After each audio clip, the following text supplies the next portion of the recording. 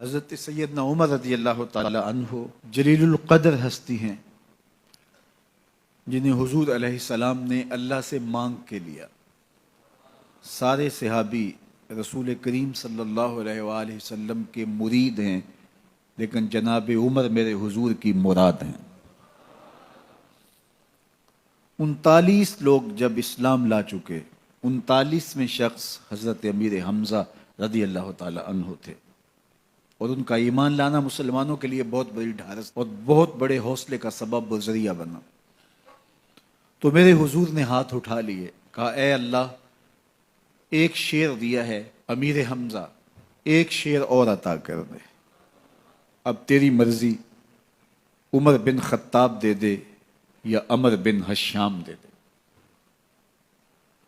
حضور دعائیں مانگ رہے ہیں، اور یہ ہاتھ میں تلوار لیے غیظ و غضب سے بھرے ہوئے گھر سے نکلتے ہیں کہ بانی اسلام کا چراغ بجھا دینا ہے۔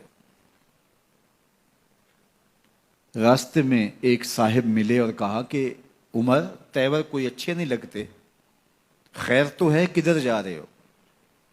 کہا چراغ اسلام بجھانے جا رہا ہوں، یہ روز کا مسئلہ ختم ہونے لگا ہے میرے ہاتھوں۔ مسکرا کے بولے گھر کی خبر تو لو۔ کہا میرے گھر کو کیا ہوا؟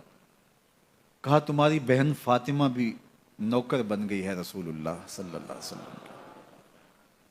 غصے سے بھرے ہوئے اپنی بہن کے گھر کا رخ کرتے ہیں، اندر سے قرآن پڑھنے کی آواز آ رہی ہے، غصہ اور بڑھ جاتا ہے، دروازے کو زور زور سے کھٹکھٹاتے ہیں۔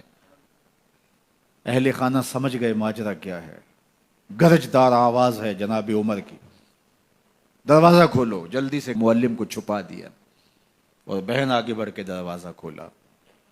کہا تم سابی ہو گئے ہو، دین چھوڑ دیا تم نے، بتوں کی وفا ترک کر دی اور بے تحاشا مارنا شروع کیا۔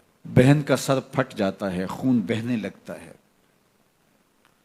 اور یہ مارتے چلے جاتے ہیں۔ فاطمہ بنت خطاب بولی عمر تم خطاب کے بیٹے ہو، سنو میں بھی خطاب کی بیٹی ہوں، جو ظلم جو جبر کرنا ہے کرو، میں محمد عربی کا دامن نہیں چھوڑوں گی۔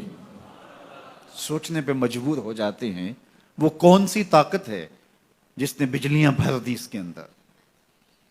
کہا جو تم پڑھ رہے تھے مجھے بھی سنا سکتے ہو؟ کہا تمہیں غسل کرنا ہوگا۔ عمر اپنے بدن کو دھو رہے ہیں، میرا رب دل دھو رہا ہے۔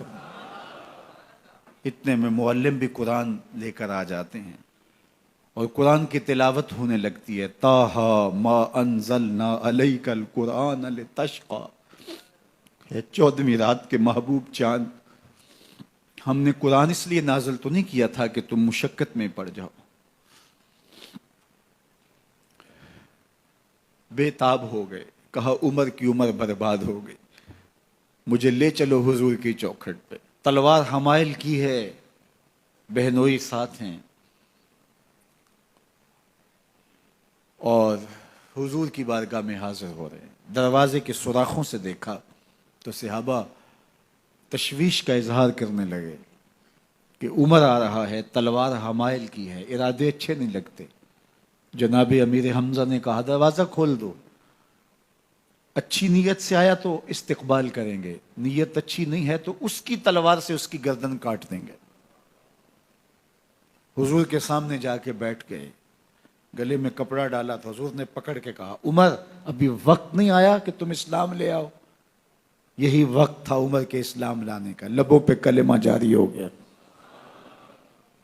اللہ اکبر کی صدا اس زور سے گونجی کہ مکے کی گلیاں گونجنے لگیں۔ اسلام لانے کے بعد حضور سے پوچھتے ہیں حضور کیا ہم حق پر نہیں ہیں؟ فرمایا ہم حق پر ہیں۔ اللہ کا دین سچا نہیں ہے؟ کہا اللہ کا دین سچا ہے۔ آپ اللہ کے سچے نبی نہیں ہیں؟ فرمایا میں اللہ کا سچا نبی ہوں۔ تو کہا پھر ہم چھپ کے عبادت کیوں کریں؟ اب مسلمانوں کی 2 صفیں بنتی ہیں، ایک صف کی قیادت امیر حمزہ کرتے ہیں، دوسری صف کے آگے آگے عمر بن خطاب چلتے ہیں، اور حضور درمیان میں ہیں، اور یہ ملکوتی قافلہ صحن حرم میں آ کے اعلانیہ عبادت کرتا ہے۔ حضرت عبداللہ ابن مسعود رضی اللہ تعالیٰ عنہ فرماتے ہیں عمر کا اسلام لانا اسلام کے لیے عزت کا سبب بنا، اسلام کے وقار کی علامت بن گیا۔ ایک ایک کے دروازے پہ جا کے دروازہ کھٹکھٹا کے کہتے ہیں، وہ تو اور خبر سننے کے لیے بے چین تھے کہ یہ بانی اسلام کی زندگی کا چراغ بجھانے گیا تھا، کوئی خبر لایا ہوگا۔